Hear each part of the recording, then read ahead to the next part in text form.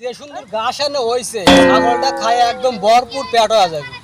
খেতালাও নাই, তাহলে করে ছাগলটা খাওয়ার নিয়ে চলে যায় নিতে, খেতালা আসার আগে। ঠিক আছে, ছাগলটা আজকে ভালো হবে না।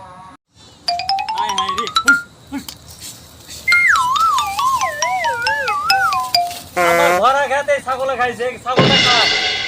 দেখছো দেখছো কত বড় আয় রে করছে নাকি? আয় আয় আমার ভরা খেত খাইয়ে ফেলেছে রে ছাগলে। হ্যাঁ এই ছাগল কার? এই ছাগল লাগে। এই ভাই এই ছাগলটা কার? ভাই ছাগল আমার, শোনেন শোনেন, কি হয়েছে ভাই?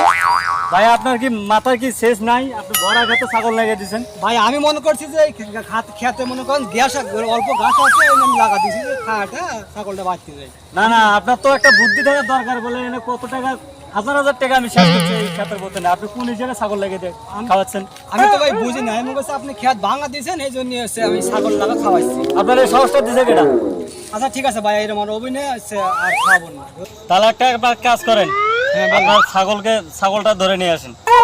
নিয়ে আসে কি করবো? যতগুলো খেত খাইছে আর জরিমানা দেবেন আপনি। ভাই এখন কয়টা বে খাইছে আর কেমনে জরিমানা ভাই দেবো? এটা তো হচ্ছে মাপার জিনিসটা, যে মাইপে আপনি জরিমানা দেবো। তাহলে পল্লায় উঠে চলেন।